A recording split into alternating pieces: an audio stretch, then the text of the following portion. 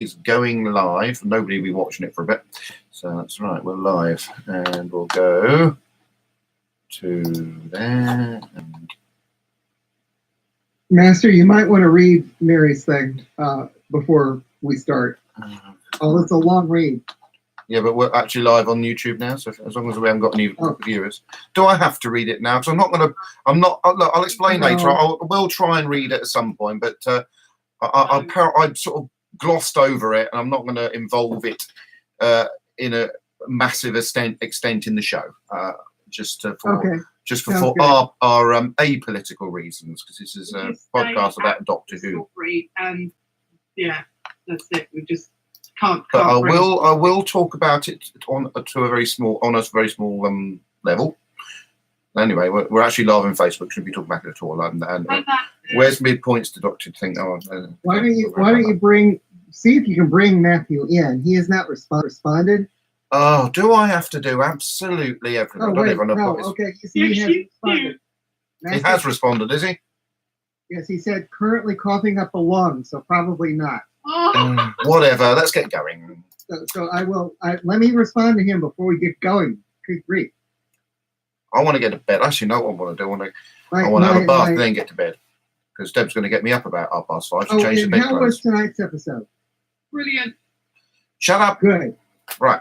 How are we getting on? So where's me Facebook dude? Tell me when I can start, please, because I've got viewers. Go. Eat what? Go. You can go. Oh, thank you. Sorry. Okay. I've got a quote actually. One piece today, isn't it? Right. So the thread is posted on. You can't view it on Facebook, but you can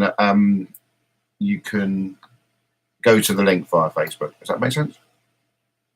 Oh, yeah. Be quiet, you lot. Okay, let's get going. Where did I get up to? I was about to do the show, wasn't I? Oh, on the windows. Right, okay. Hello and welcome to the 20 Megabyte Doctor Who podcast, episode 391. I'm Adam, and I'm very busy and don't have a quote. And here's Debbie Melrose. Did Anna ever mention she had a problem with spiders? And Kirby Bartlett-Sloan. Oh my God! It got Kevin.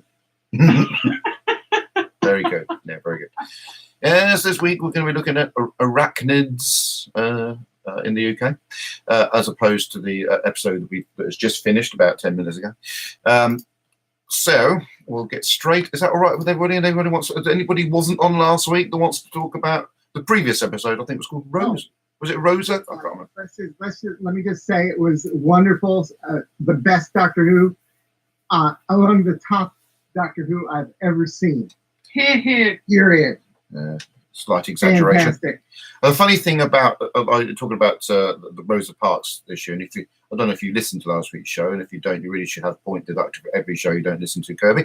But you did you? So you heard the bit when I said I'd actually never heard of Rosa Parks. Oh, he's gone quiet. Oh, sorry. So you did listen then, did you? Yes, I did. You did, okay. I heard Dr. Phil come on and make some very good points. Okay, I'll accept that you fell asleep during that bit. But yes, we were quite shocked. The episode of Big Bang Theory that I happened to watch straight after that episode, there are several references to Rosa Parks, and I thought that's really weird. I've never heard of this woman, and then watching an episode of Big Bang Theory where they're talking about a woman I've never heard of. So there you go. Oh, what?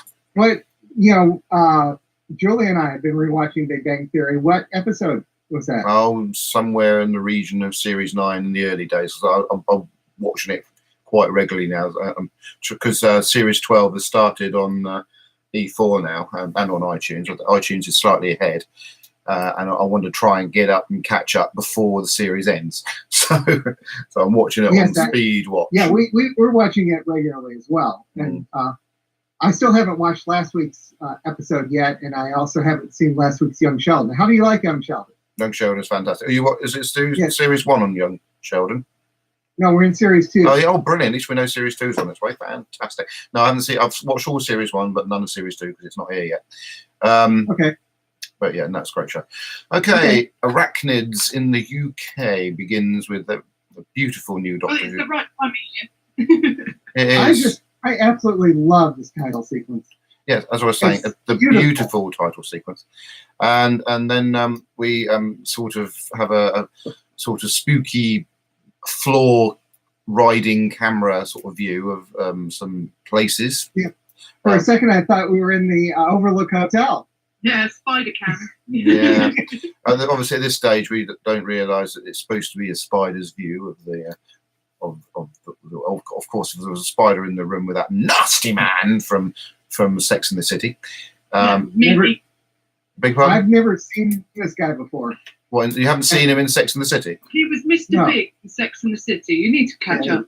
So I'm supposed to watch Sex and the City. No, sorry. Of course. Now, this man here is is supposed to be depicting a sort of Trump administration attitude to professors things. to not like Trump, but is in effect. Yeah. He is essentially Trump. Yes. Yeah, and I think it's a bit silly myself, and I thought I felt myself, even when he comes on the screen, I found myself feeling very uneasy straight away about the character. But never mind, we'll move on to that later. So he's initially not a very nice man, and then basically all the way through, I thought he was the only wrong thing in this one. Yeah. Anyway, so yeah, but we'll get to that. Yeah. Mm-hmm. So an Asian lady walks in with a big nose and gets fired. So, my favorite. I knew immediately that had to be Yaz's mom. Yeah, of course it did. She's amazing. It's a good actress. She used to be in Dinner Ladies and Coronation Street, so it's a shame Mary's not on. It's one of my all-time favourite things ever. It's a shame. Apparently, she's one of the few people who's been in both of the major British sitcoms besides Coronation Street. She's been in, what's the other one? Sitcom? I think, sitcom. I would say Coronation Street is indeed a sitcom. I'm sorry, soap opera. Are you talking about Benders? Has she been in EastEnders? Yeah, she's been in EastEnders as well. Oh, I didn't know that. Why did I say sitcom? I don't know. Because they're both I don't watch these things. Depressingly funny. After this little scene of obviously what is going to be Yaz's mum gets fired, we have a pretty scene of the TARDIS flying around looks like a honeycomb. Time vortex. You do? Yeah, it's pretty good, isn't it? Yeah. Wonderful. Okay. Anyway, so it's flying around, and after a bumpy ride, eventually lands in Sheffield. And actually, it's bang on as she's supposed to as well for a change. Yeah. Yeah. So someone explain to me: is like the Chivers from Sheffield? Why is this set in? Why have we concentrated on Sheffield? Why not? Well, we used to be in Wales centered for a long time. Yeah, that's stereotypical because it's made in Wales. Why should they always be in Wales? But why should they always be in Sheffield? Why not? I was wondering that, and I thought maybe it was just to harken back to Eccleston era. Well, every planet has a north, and I was just wondering if they were just using that more than anything else. Eccleston. It's really quite funny because when I watch Doctor Who, my northern accent comes back. Oh dear. So this is the north. Okay. Yes, this is the north. I don't really know. Yeah, well, so much of being Anglophile. I'm from the north, and it's only after watching Doctor Who at the moment and talking to my dad that my vowels go funny, and people say I sound like Doctor Who. It's like, actually, she sounds like me. I'm older than her. Anyway, as far as it being in Sheffield, yes, they've concentrated on being in London. They've concentrated on being in Cardiff. It's not an issue. They decide at the moment that because all the characters, the companions are from Sheffield mainly. Obviously, Graham's got a Cockney accent, but he lives in Sheffield. So obviously, they're going to have Sheffield as the centre point. Definitely my favourite, Graham. And this last episode definitely cemented. Graham is a fantastic character. Bradley Walsh is fantastic actor. I haven't really looked closely at the TARDIS as they're walking around outside deciding whether or not to go to tea. They've changed the windows. Yes. So we saw that in the Ghost Monument. Yes. I didn't pay attention to it then. Oh dear. Oh, we talked about it. We did. Anyway, back to the story. I was probably off on a tangent looking up something else. All right, thank you. Back to the story. They all head off back home. Essentially, Graham goes his off to his flat, and they head towards Yaz's flat to meet some of Yaz's family. This place looks expensive. What? Expensive? Yaz's place. Yaz's place. Looks expensive. These flats were built sort of sort of in the 1960s, post-war, and they were supposed to be the height of luxury. But then they quickly became kind of ghetto places and places you don't really want to hang out. And, you know, there's always a good element about. And the London version's got clad in the highly flammable substances and caught fire. But this isn't a council estate. Grenfell, sorry. Grenfell. This isn't a council estate, is it? Sort of, yes. Looked a bit like it, didn't it? Yeah. But Yaz's mom is general manager of a fancy hotel. Yeah, I just mean to say you're not going to live in a flat like this. Yeah, well, no, these are not luxury flats. Yes, you may earn a lot of money, but that's their home. Maybe she didn't earn a lot of money when they moved into it. And certainly it was implied that she'd finally got a job. Yeah, and she and she didn't keep the job for very long, did she? No. No. Anyway, so yeah, we meet Yaz's family, and yes, dear. Then Graham goes home, and there's a few spiders webs around his home, and of course, then and the ghost, yeah. And you said we were going to see Grace again, and we did, but she's a ghost, and she's in Graham's mind. And I thought those scenes were quite beautiful, actually. Yeah, Graham sort of just going through the grief, and you know, hearing the voices that you do when you. And having the dreams that you do when you lose someone that is close to you or you love or whatever, and being on his own in those circumstances, like those were really powerful scenes and quite important to what happened at the end of the story, even though they weren't actually part of the story. So, yeah, the spider's webs are obviously a hint to something, and there's also those scenes where Graham's smelling Grace's shawl and blankets and the way she says, "You really, you put your face in a coat, for God's sake." Yeah. So the doctor, Fred like that. The doctor said, "Who's that girl? The woman with the dark hair and the glasses? Can't remember her name." Okay. Jade. Oh, was it Jade? They find their way into a room where there's a dead body covered in spider webs and stuff like that. Yeah, it's her colleague, isn't it? Dr. Jade McIntyre. Yeah, that was quite scary and gruesome. And I just like the bit where Ryan opens the curtains up and then jumps out of his skin when they see this sort of this dead body, and then we see a very large spider. I haven't seen one of those in not quite as large as going to get. Last year we did. Yeah, I think it was about a year ago, wasn't it? A year ago. Beautifully animated, has to be said. There was only one point with all the, because obviously they're wolf spiders and things that are all coming in this time of year, so that's great. But there was only one moment in this that both Ida and I went, "Oh my God!" at the same time. Yeah, well, the ones that have come into our house have been thrown out very quickly so far. Had a great big one, and that got thrown out, and a sort of one slightly smaller than the very big one, and they got thrown out. I swear some of them look really affronted when you do that on the screen. No, I felt a bit sorry for one of them because he only had 7 legs. But now I've got plastic cups to scoop them up in. They don't like being in plastic cups because they can't crawl back up easy. Meowing. You have no right to meow on this I podcast. didn't meow. Anyway, so Ray's right next to the speaker, and she's useless at catching spiders. The doctor thinks that this spider is beautiful. It's very beautiful animation. And she squirts a substance around it to keep it allegedly at bay. And what was this? Salt. Garlic, wasn't it? Vinegar, garlic, and salt. Vinegar, garlic, salt. Yes, apparently that saves the day. Salt. And I love how she talks to it just as an equal.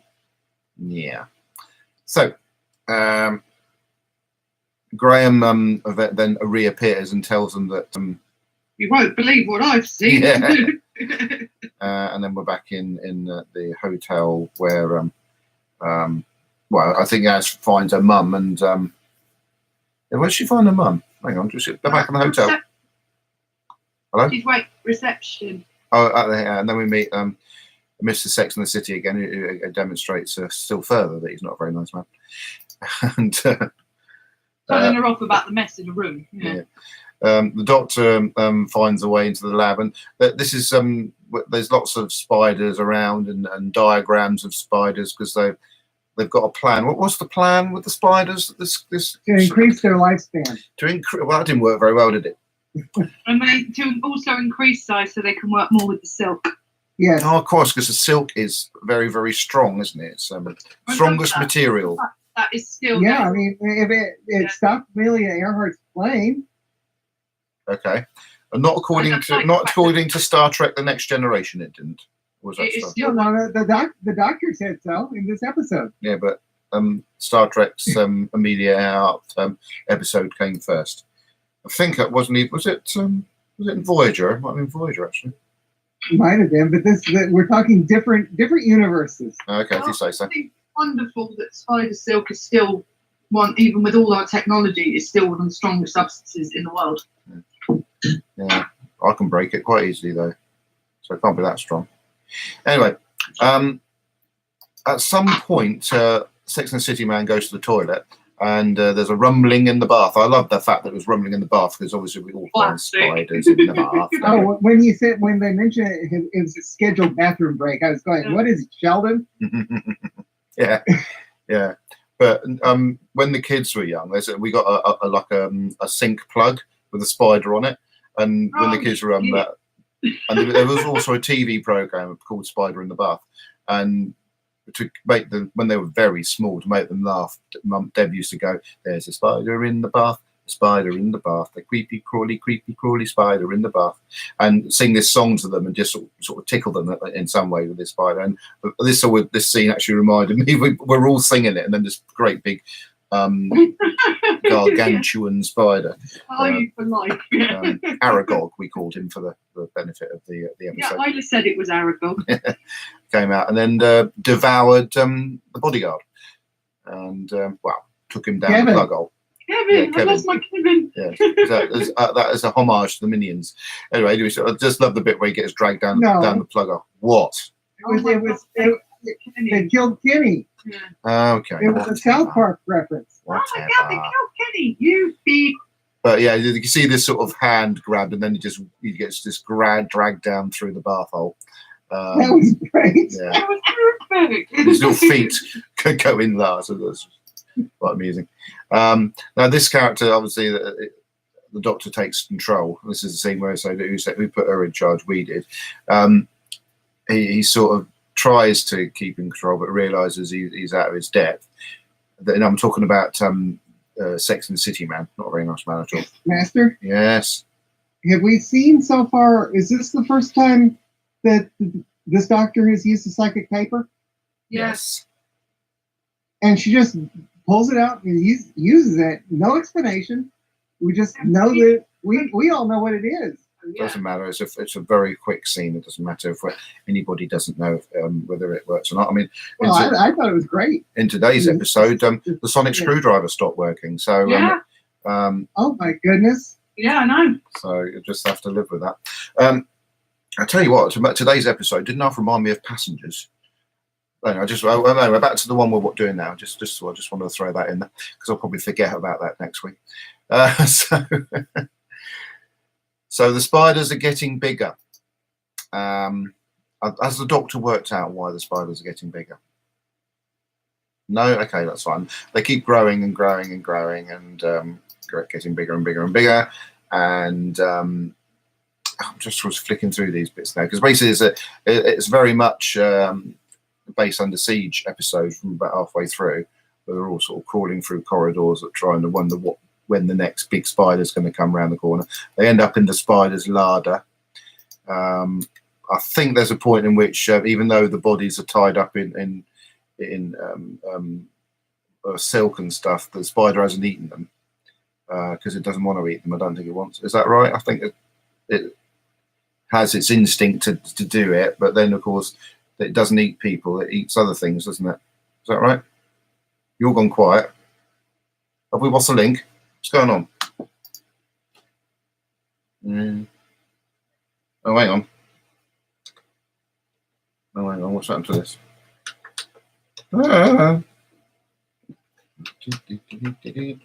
Let's get that working. Oh, yeah. Hang on. Keep still. Be quiet a second. I'm having problems with me. Can you hear us yet? I'm having problem with input. Right, are you there now? Yeah, we just couldn't hear you. How come you couldn't hear me? We could hear you, and we kept trying to make points and stuff, Okay. and you just kept going on and on and on.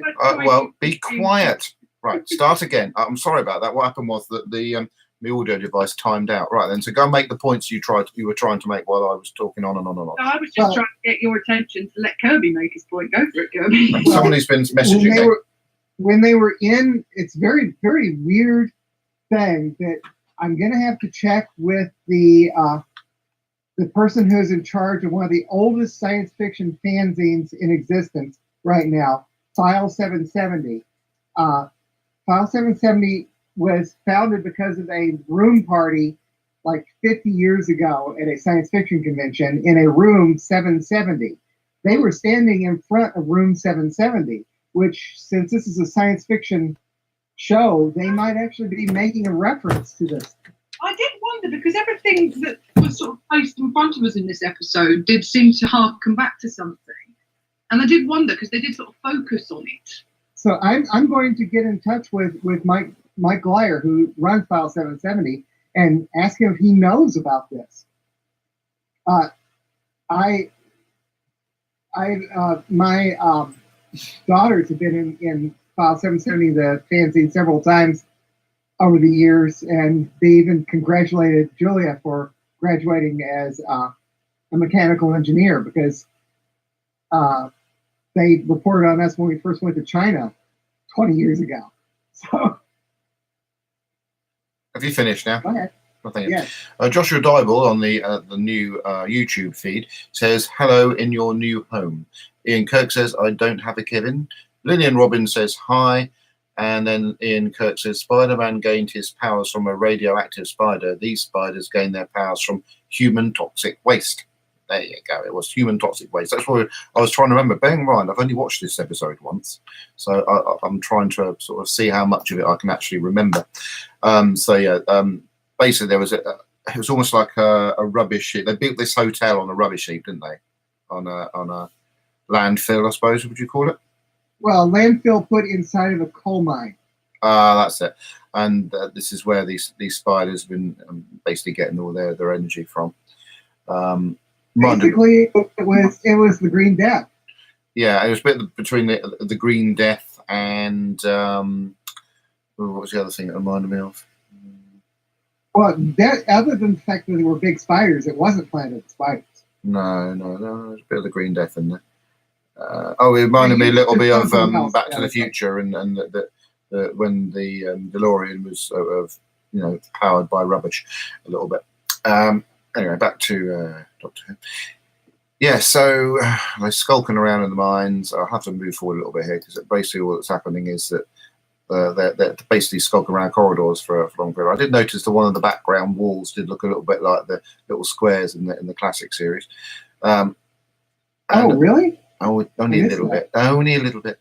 And we see lots of spiders skulking around, and they're all getting scared of the spiders. And eventually we come into a corridor where there's a spider that is it dead or dying? I think it's. And the Doctor realizes that it grows to a certain size, and then it just can't take it any more. At the very end.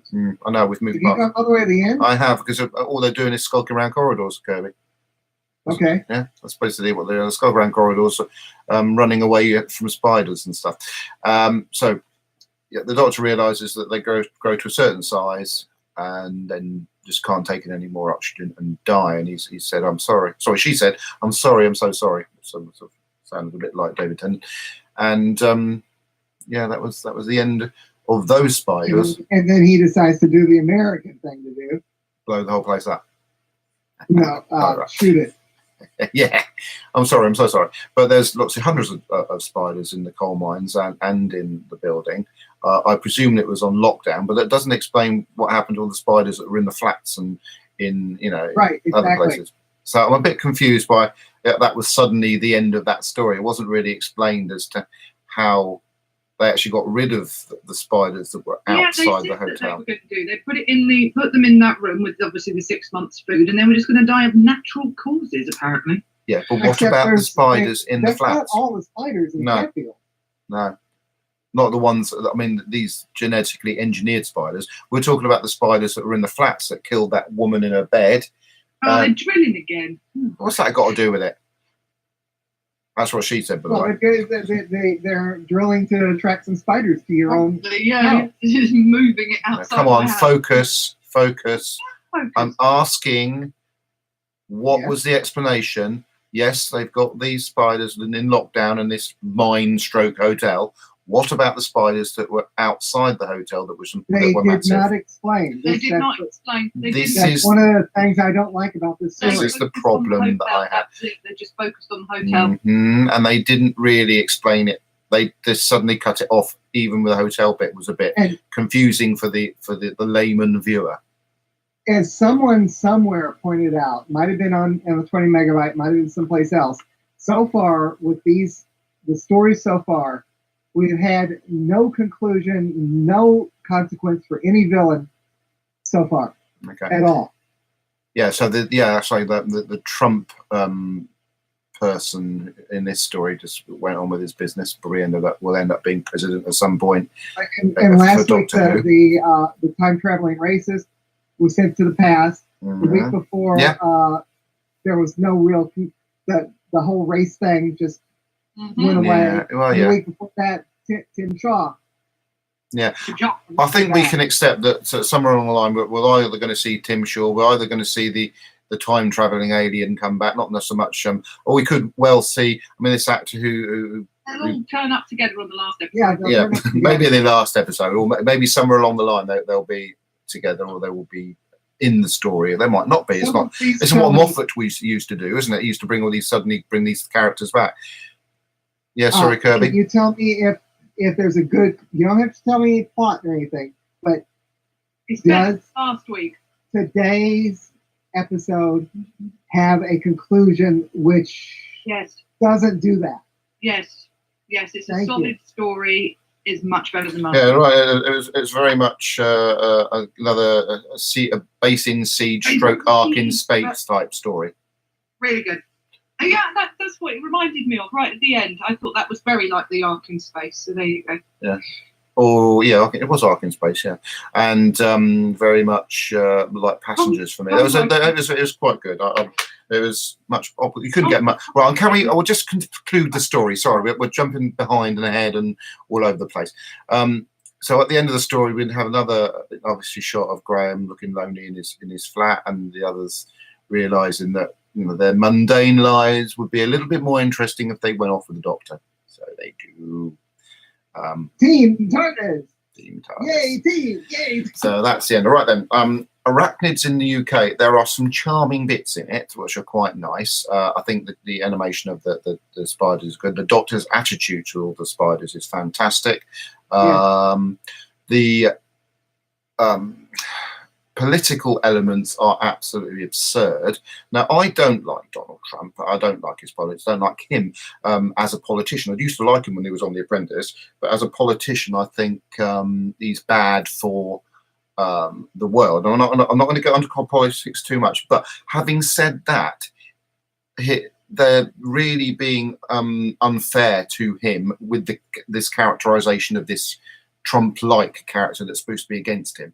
And it's not. There's no place for me. No place for that in Doctor Who. Yes, you can bring in political elements of stories. I've been doing that right since day one. Daleks is it's a parody of Nazi Germany in some ways, or what Nazi Germany could have ended up being like.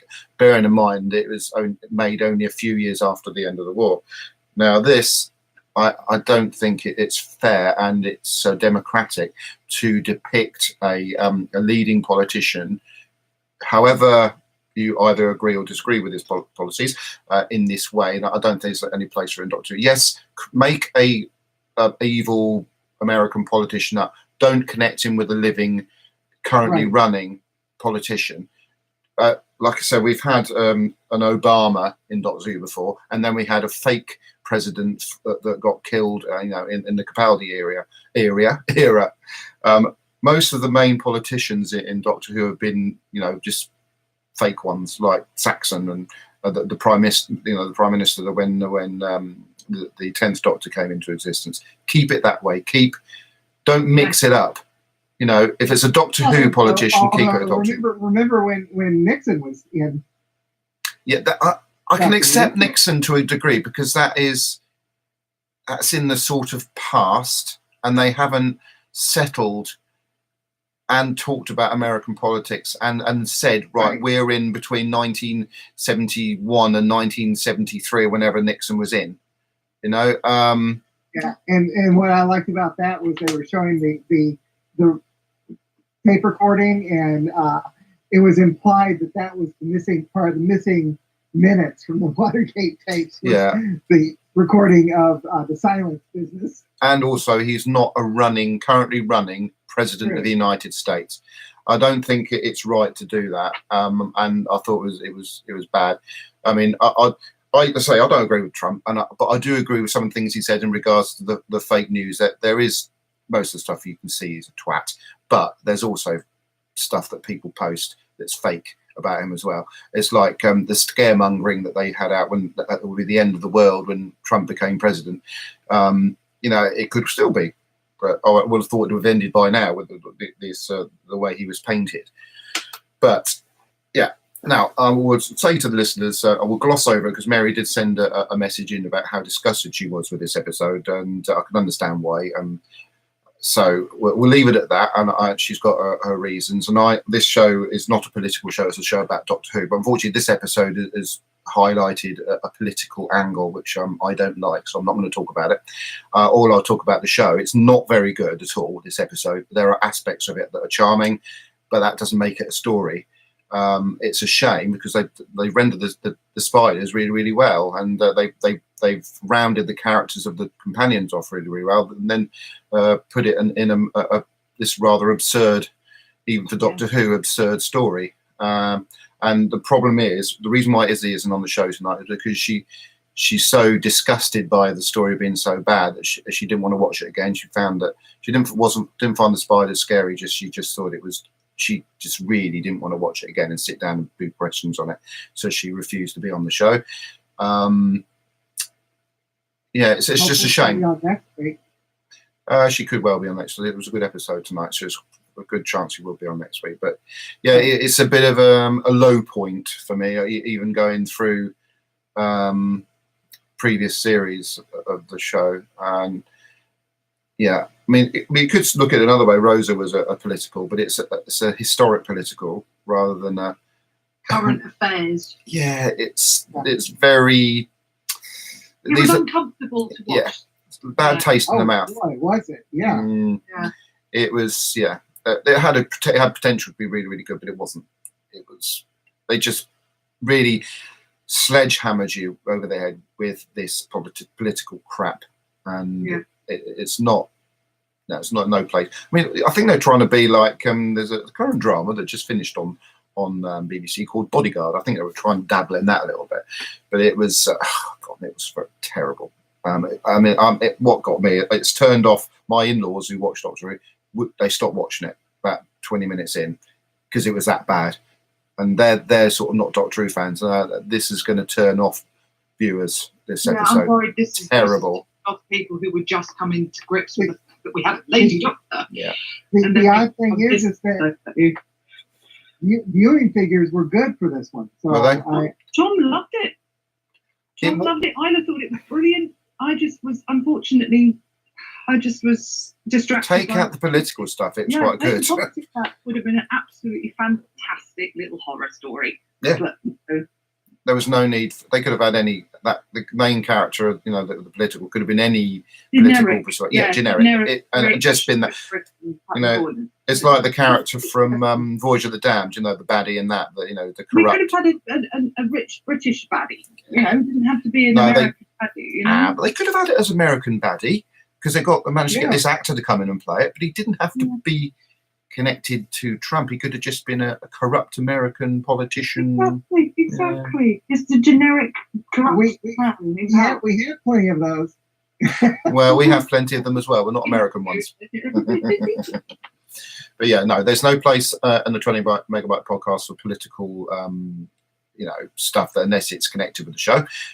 So I totally respect Mary's right to have her political persuasions, and for her to be disgusted by understandably taking umbrage with how it was presented, because that's understandable. Because if you support a certain political regime and somebody puts it in your favourite TV show and the complete opposite of what your political persuasion is, it's not fair.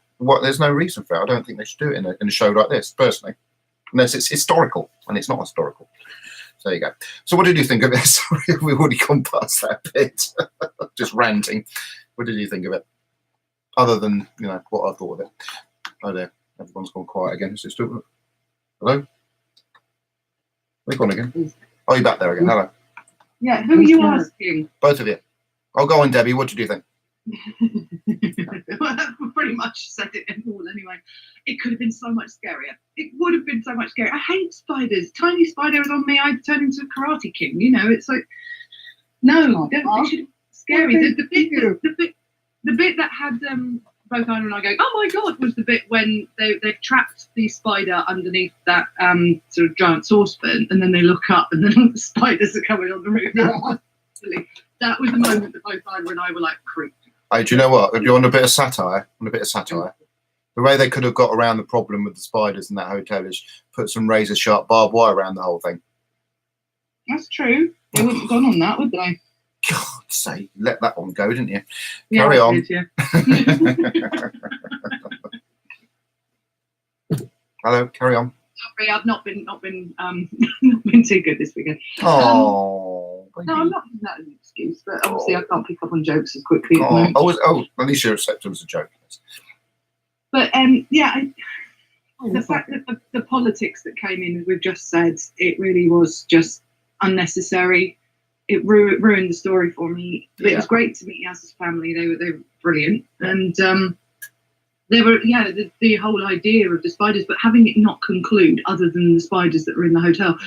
It was supposed to be a citywide problem. Yeah. Why was it not a citywide problem? And they all just went off in the TARDIS. It's like, I know that's very Tom Baker era. Fine, we've sorted your problem out, immediate problem out, we're going. But this day and age, we need the resolution. We need the resolve of how they dealt with the others, because spiders breed. Spiders. First thing I saw straight after was somebody saying, "Well, what happened there then? Why did they suddenly cut off the start spider story without explanation?" Are they going to come back to Sheffield in like 3 months' time and find it completely overrun by giant spiders? Just covered in a web. Is that a future episode? The spider that got out, the spiders that stayed, that managed to survive the panic room. Yes. Or something, go in the panic room and let them all out again. It was a very weird way of ending that. But it was a terrible way. It was quite a touching moment when she did the "I'm sorry, I'm so sorry" bit about that giant spideress dying, and suffocating under its own body weight, which was that was actually quite a genuine moment. When the American guy comes in and shoots it, we were all literally going, "No, how dare you!" That is that's the only umbrage I've really got with Trump is the gun lobby, his attitude towards gun lobbying, and I think that was a dig at him. That particular scene. I think so. The trouble is, they took it, instead of it being a decent Doctor Who story, they grandstanded about their politics against Trump. Yes. And yes, it's all very well and good having your beliefs. I mean, I supported Leave, and I'm friends with people who voted Remain. I'm friends with people who like Trump. I'm friends with people who are absolutely against Trump. And all through a love of this programme. And for them to have done this, I actually must admit, I felt quite betrayed, because now it's put everybody on one side or the other. Only in this, fortunately, in this one episode. The good thing about Doctor Who is you move on to another thing. But this episode, this is going to be difficult to move on from, because they did this, and I just feel a bit betrayed that people I'm friends with, despite what their beliefs are and everything, it's now come into that safe place of Doctor Who and fan zone, and just being all together about how wonderful Doctor Who is, and then to have them do this, I feel really strong. I think about 10 years' time, when obviously we'll have a different president in the White House, it'll be a bit more acceptable, because it's something that's gone and dusted, and we can sort of. They did us wrong, and the writing was awful. It's a missed chance, really. Mm-hmm. What do They you could have think? done so much better, and a few references to say Green Death and things. That would have been perfect. Yeah, it was very There was good. a lot of reference to the Green Death. There's Yeah, been, and like I said, something but you only notice them if you've recently watched it. if you look very closely at Well, Doctor, you know you what can they find. should have done was throw a couple of maggots in there. Thank you. Well, if you look very closely at Doctor Who throughout the years, you can always find a political a message in there somewhere. And Alan T. Butcher has made a feedback history on finding that particular political message. Fair enough. I wonder what it's going to be this time if he spotted it. Obviously this last week's episode just felt too uncomfortable to watch. No, it wasn't for me. Some people didn't like it because of the spiders as well, but it was just a shame. I mean, like I say, my in-laws I love turned it off. spiders. Scary things. I don't like spiders, but I don't like them enough. I don't dislike them enough not to watch a program with them in. You know, Kirby, what did you think? Okay, first of all, terrible episode. They could have done the politician completely differently and had possibly made this a better story. I wish it had been connected to the Green Death better. They could have connected to the Planet of the Spiders. It looked beautiful. I loved getting to know Yaz's family. I can understand why she's getting away from them. And basically, you guys have said most everything already. It looked beautiful. Could have been better. Okay, thank you, Kirby. All right, that's stuff coming through on the feed. This is the YouTube feed.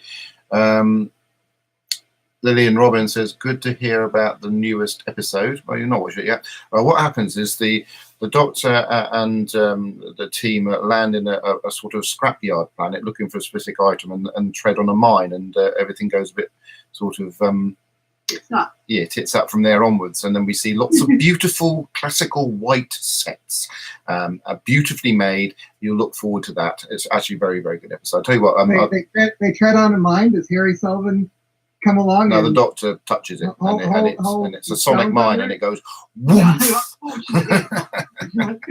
But that's all I'm saying on it. It just goes woof, and then they're then sort of stuck in a basing siege after that. There was a bit of a complaint towards the end of the episode that a similar thing happened, but I did sort of explain as to why they've done that. But I'll talk about that next week. Right then, so yeah, Lynn Robin says Arachnids could have been a good episode. It wasn't. Sums it up rather well. Ian Kirk said, is Isabella refusing to take part because of the politics? No, she's refusing to take part because she disliked the episode so much. And she didn't. I'm not going to go down that road. She didn't like it. She hated it, in fact. But she sat and watched tonight's episode and quite enjoyed it. I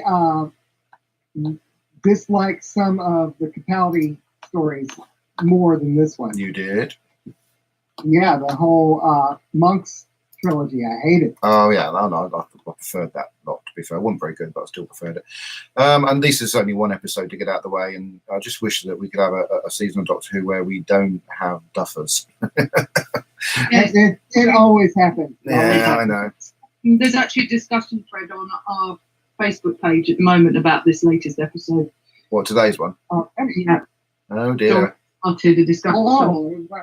Usually Facebook groups will prevent stuff like that because of spoilers, but I guess we're okay. No, we're not okay. No, we're not okay at all. That will be taken out when I find it. Where is it? I can't see it. I can see one about. I can see it. No, but you might want to, but Reese won't. Go, Trey Clemester. Who? Sent the post. TRE, Trey Clemester. Hang on, So the Doctor Who podcast. Well, one of you's accepted them. Yeah. I'm trying to find the post so I can hide it. Oh, there we are. Right then. Just write spoilers and tell them to shut. Yeah, write spoilers or something. and say wait a few days. Inappropriate because we're recording last week. I'm trying to find out the appropriate. Hang on. Delete post. Can I do that? Delete. Well, tell them why you might want to explain. Put another post in explaining what's going on. Right. I'll just. For me to do that. No. Well. Right. I'm just No spoilers, please. Yeah. For how many days? I don't know. How long does it take before I've already seen it? Wednesday. Yeah, I'd say Wednesday. Okay. Kirby, have you ever tried yam ice cream? Tried what? Obviously not then. Yam ice cream. Oh, I didn't understand what you said. Yeah, yam ice cream? No. Me neither. What does that have to do with anything? It just came up underneath the post that they put on the Facebook page. It was just on my feed. It's like yam ice cream. I'm like, what? Okay. I posted it on there.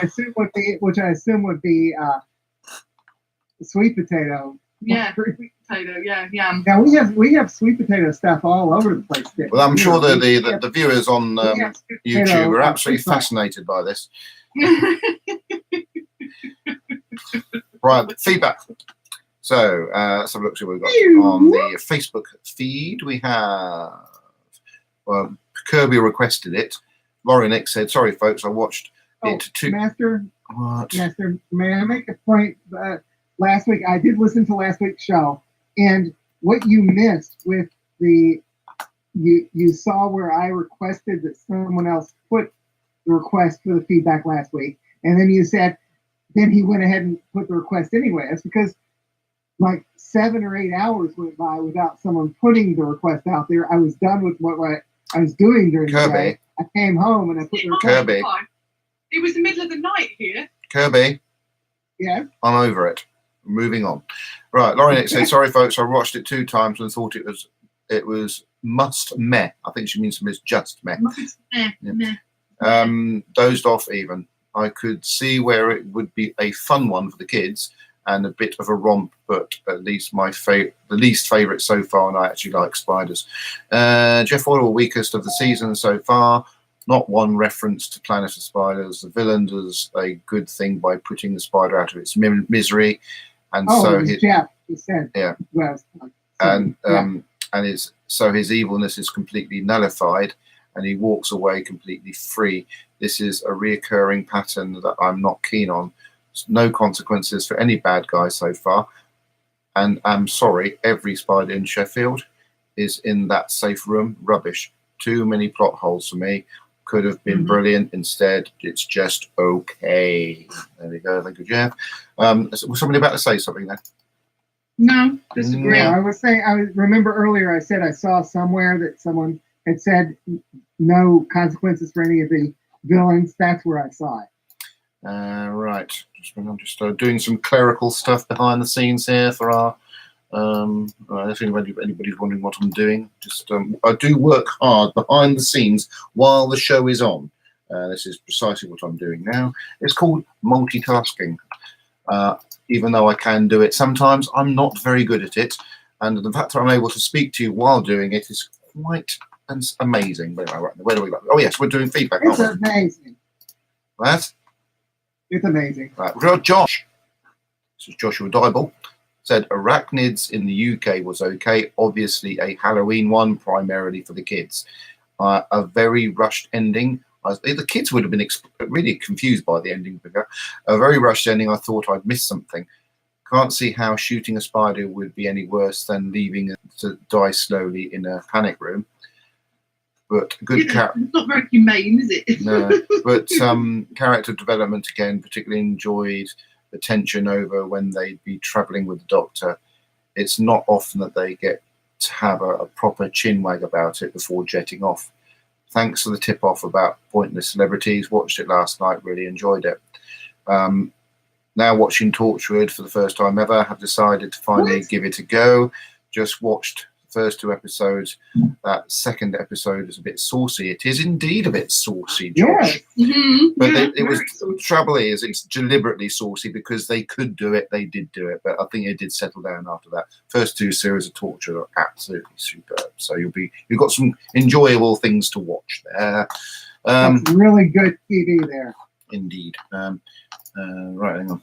Chris Chibnall writes a few of those stories. I just want to point out. My favourite, Absolutely. one of my favourite. Possibly close to being the showrunner, or was he the showrunner? I don't know. I think RTD was the showrunner, wasn't he? Yeah, And- but Chibnall was very active in it, not just. I'll have to look it up. Is it important? So I will not hear something that you say for a little while. Good. I wish it was the other way around.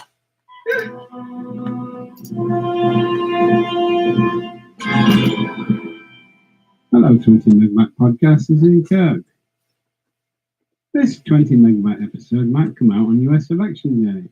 Voting is more important than a science fiction fantasy TV show, so never mind the Yorkshire Spiders.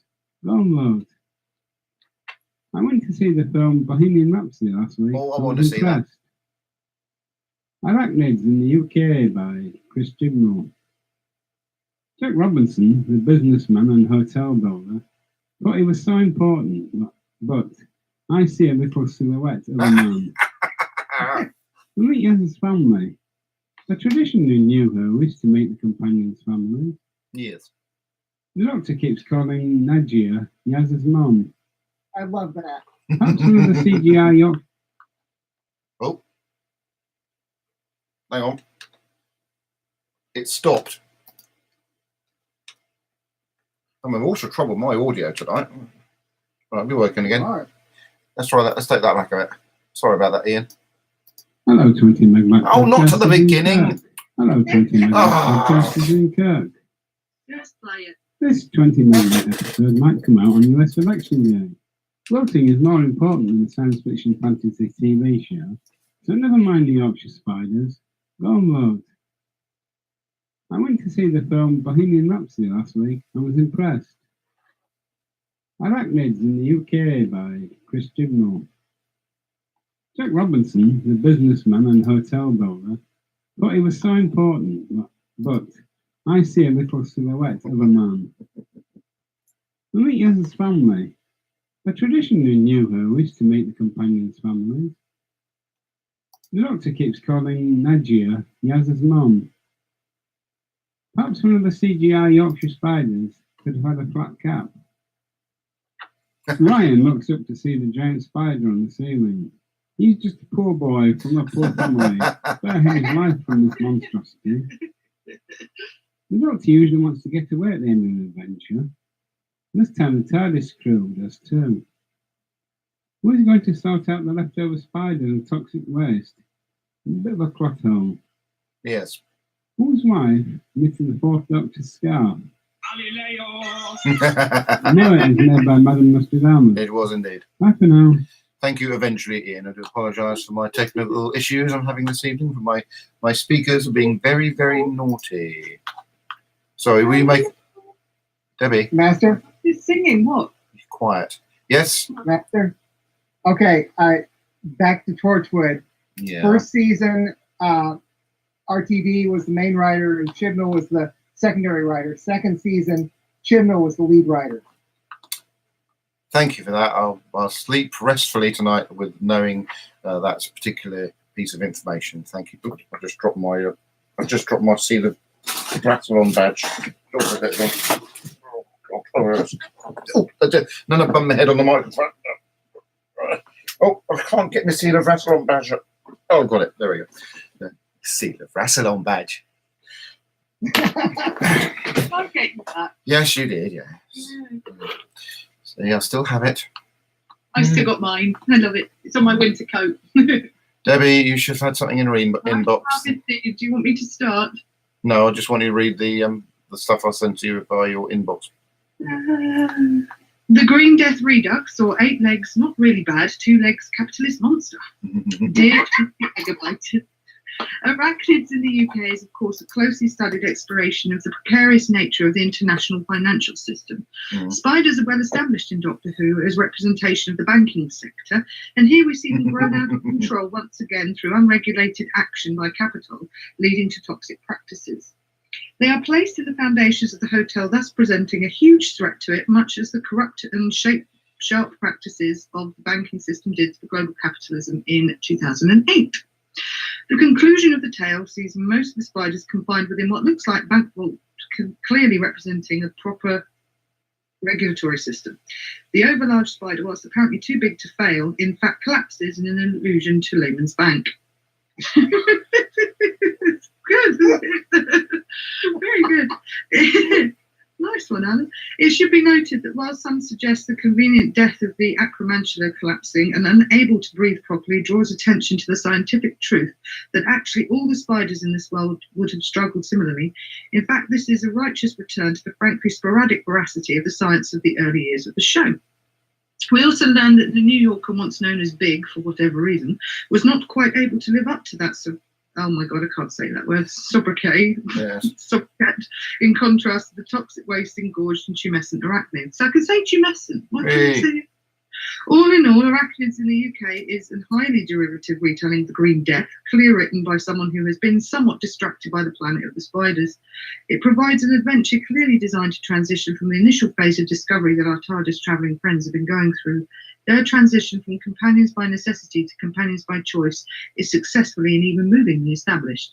The Trumpish businessman is a necessary connection to the too much ignored reality that Trump is himself a paradigm for the form of commerce which leads to these problems.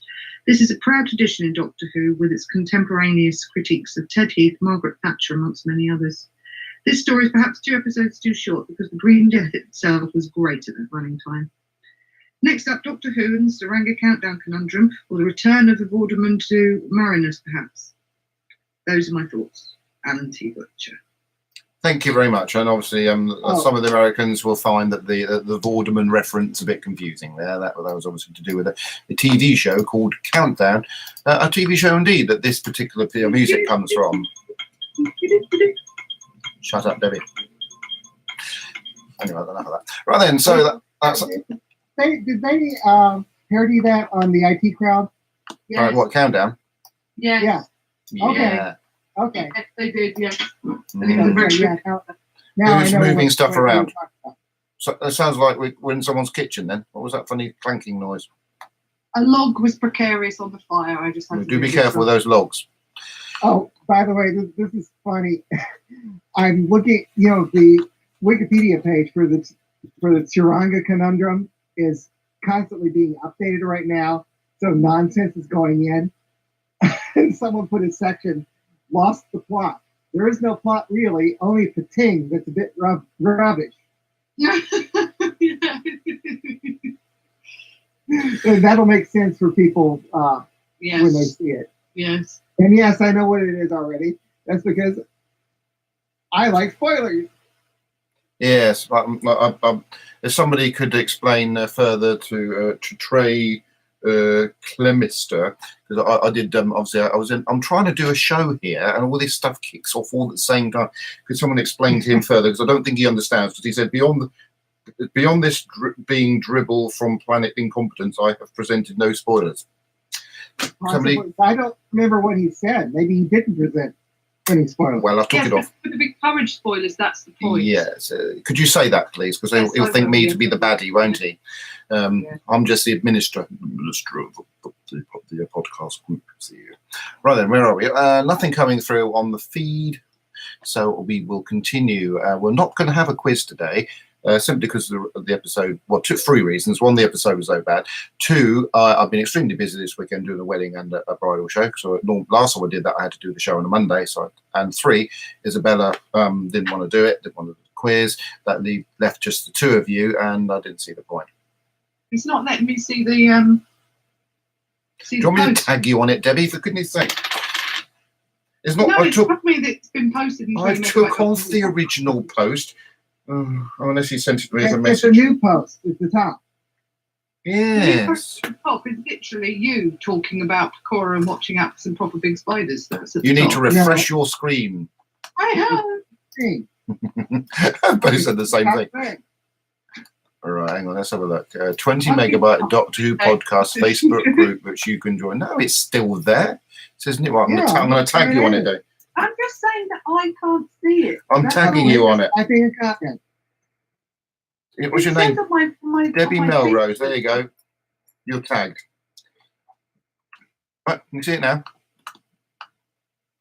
No, because it hasn't come up with the fact that It I hasn't come up with a tag yet. Oh, it must be the internet. Right then, no, like I say, we're not going to do a quiz. We're going to move on to news. Okay. Can you see it now? Okay, you've now been tagged, Debbie. She knows that. If you know it, she knows it. Okay, the Saranga Well, Conundrum. if I could, I still predict that Izzy would have won the quiz if won. Well, she's still ahead, but either way. The Surunga Conundrum. Pictures from are available to view on Doctor Who News.net if you want to see how beautiful the sets are. And what the pating looks like apparently. Pating, that'd be one of these. No, where's my bell? One of those. Are they looks like they're going to be selling little stuffed ones eventually, I guess. Maybe. Well, the Pating, we thought it looked like a star, to be fair. And when we said, "Star, you're on the telly!" She got up from her bed, picked up a toy, and came over and jumped up on the settee. I should, if the toy had been like a cuddly sonic screwdriver, it would have been quite an apt thingamajig. Anyway, so yeah, that was the. There's no pictures of the thing on the Doctor Who News yet. Yeah. Okay, right. I quite like this particular creature, simply because it's a fairly new one for Doctor Who. Spoilers. Yeah, I quite like the creature. So I think it's a bit adiposy. That's what I was looking for. Yeah, but I quite liked it. Nevertheless, no spoilers, but I did. Right then, official ratings for Rosa is the only bit of news that I can find of any use or interest. 8.37 million viewers, and a AI of 83, so that's pretty good. Top of the week was Strictly Come Dancing with 11.49. So as far as that episode goes, that's a good rating. What now? What? Well, I wanted to tell you with Arachnids, ratings that had 6.43 million viewers with a share of 29.3% of the total TV audience. Yeah. And it was second highest overnight viewership for the night, third for the week on overnights across all channels. And there were 900,000 BBC America viewers. Okay, well, back to that. And the other thing, this is what bugs me. The episode was met with positive reviews and holds an approval rating of 91% based on 23 reviews on Rotten Tomatoes. Yeah. That's weird. I'm talking Arachnids. Okay. You said it was 6. If you look at, nearly got a word in. If you look at Rosa, it's got much higher, obviously. Yeah. Right. Well, can I ask the question now? Yes. Thank you. Right. What was the rating, million-wise, of the Arachnid story? In the UK, 6.43. Nearly 2 million less. That's a big jump down from Rosa. Yeah. So that's not good. So we just hope that they could have a bit of a recovery with tonight's episode. But it's not good. It's not good to have that big a dip. And that just goes to show how poor the story was, Mr. Chibnall. There we go.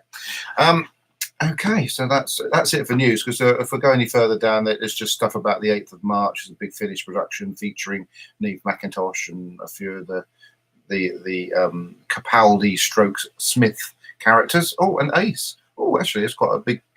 Did we discuss Derek Sherwin's death? Hang on.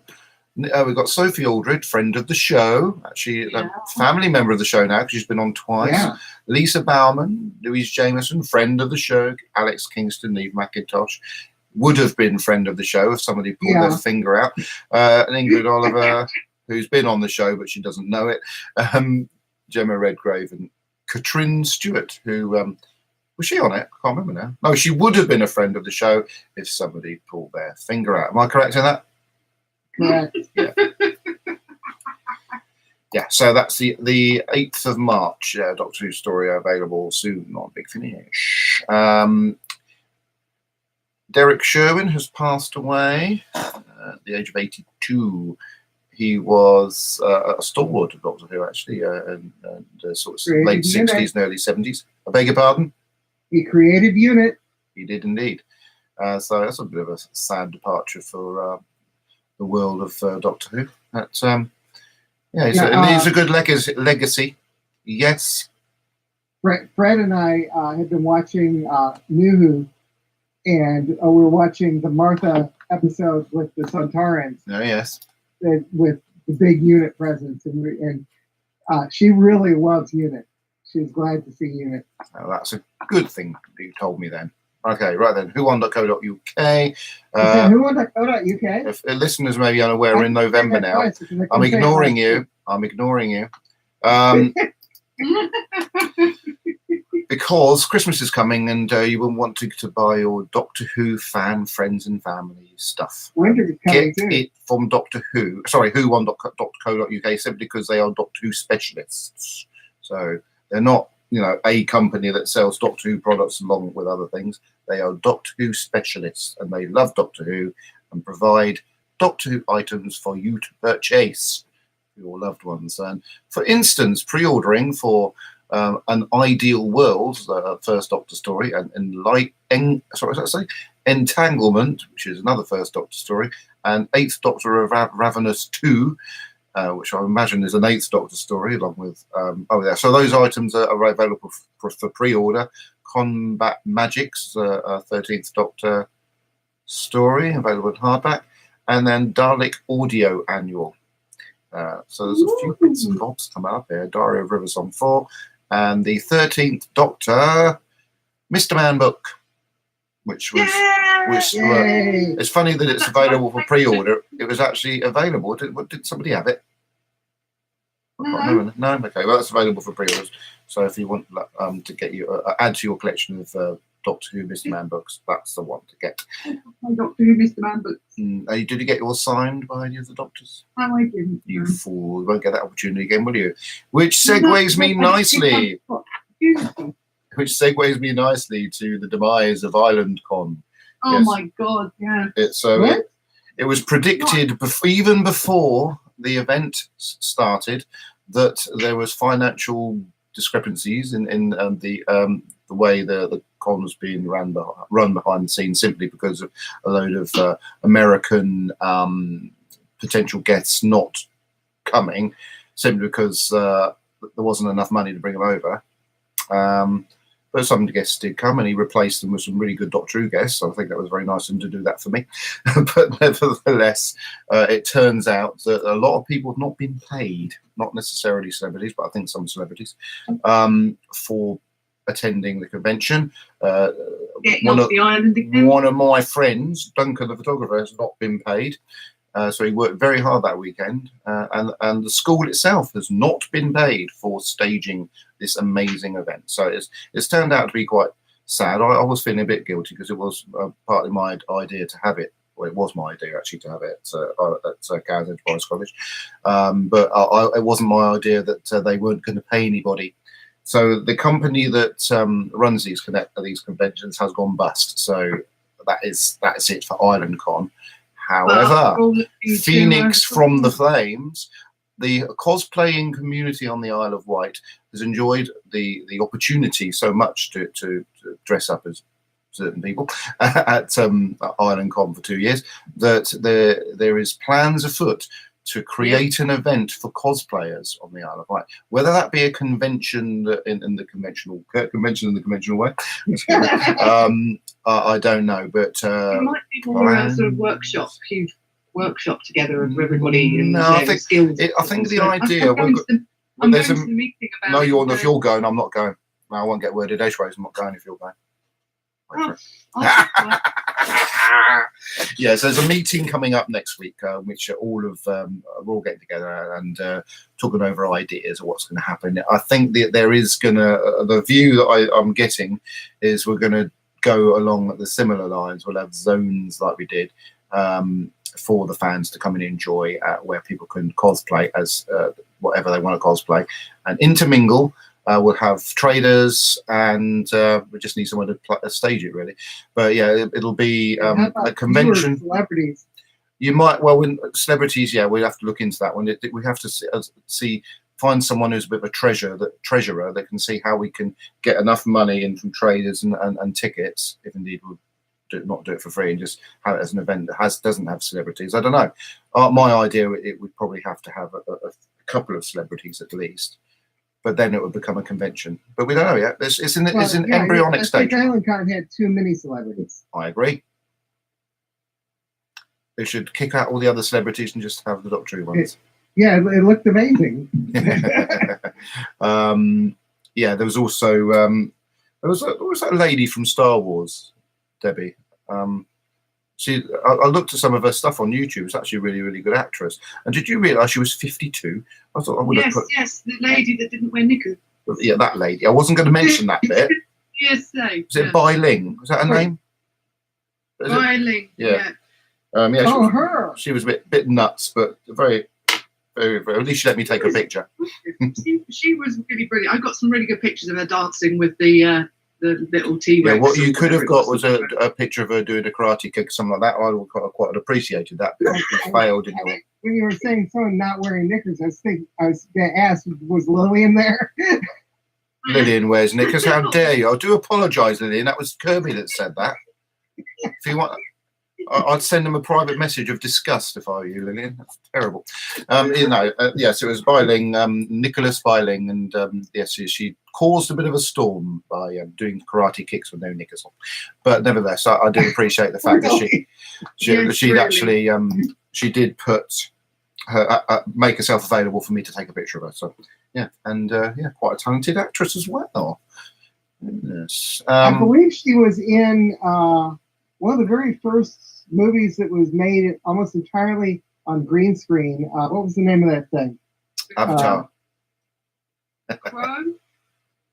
Crow. She was No. in The Crow. I know that. Yeah. Does it No, matter? I'll have to remember it. It doesn't matter, honestly. I'm just referring to it. So yes, watch this space for the replacement event for Island Con. But thank you, Island Con, for the fun. It was amazing, and it's opened up an avenue of enjoyment for lots and lots of people on the Isle of Wight now, which wasn't available before. So even though Ben's been a very naughty boy, I did send him a message of thanks for actually bringing the event to the island in the first place.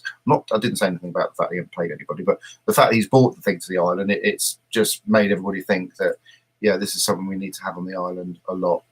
And like a phoenix. Like a phoenix. Will rise. He'll always, in my view, even if with what's happened, be remembered for the man who bought it to the island in the first place. Because without him bringing it here in the first place, nobody would have really cared about it like this. She played Guan Yin in The Monkey King. Oh, that's where I've seen her. Actually, she looks amazing for 52, and she don't look she's had any work done. The movie I was referring to was Sky Captain in the World of Tomorrow. Oh yeah. I've taken her picture. Does that make me a celebrity photographer? Yes. Okay. Anyway, right. So yeah, lavazzi.co.uk. Get your Doctor Who fan friend a now shorter Tom Baker scarf because they're all available. It says here, free scarf, win a brand new scarf. There's a competitions on it. So yeah, go to lavazzi.co.uk and enter the competitions. There's a chance of winning a free scarf. It's got to be done. And if you don't win it, you can buy a Doctor Who scarf nevertheless. Yeah, changing the subject back to what I just said. Oh dear. Because a lot of our listeners are fans of Monkey. I mentioned that she was in this movie called The Monkey King. Yeah. That was 2001. Right. Unfortunately, Shut up, Debbie. That version is not very good because too many changes to the story. But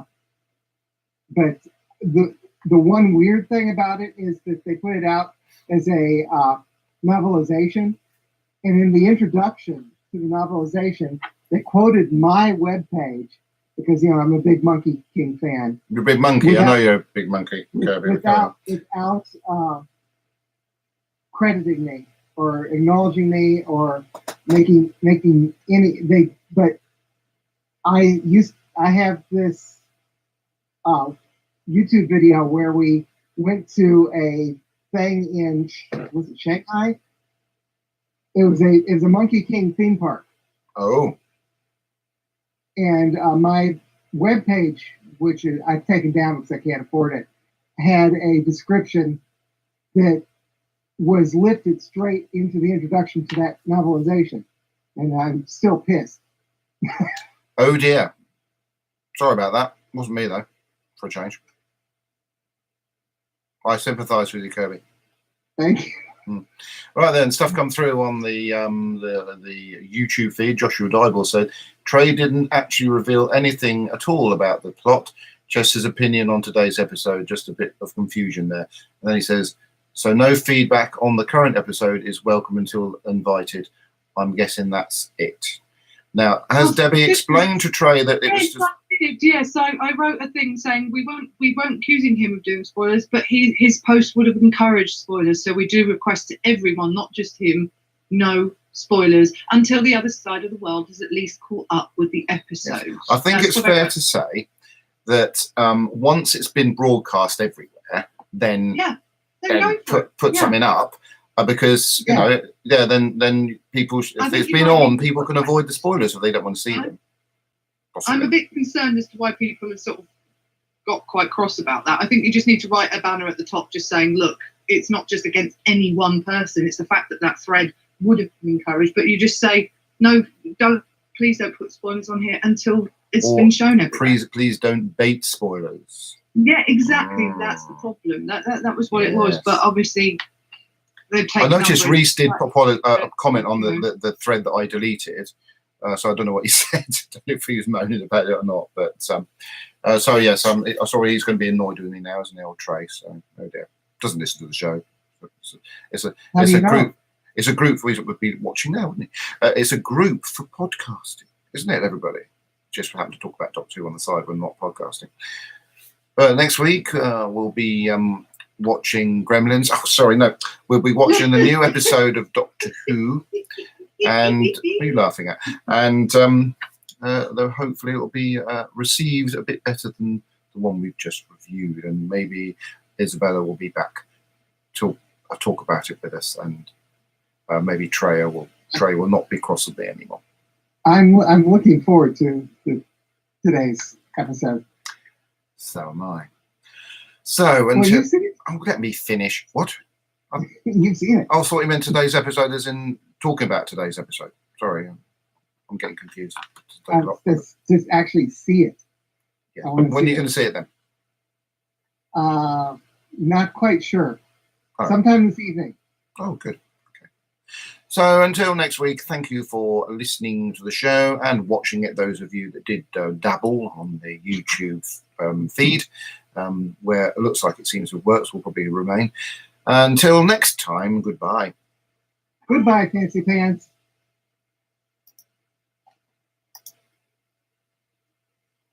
Yeah, right. Oh no, you forgot to press record. No. I think everybody's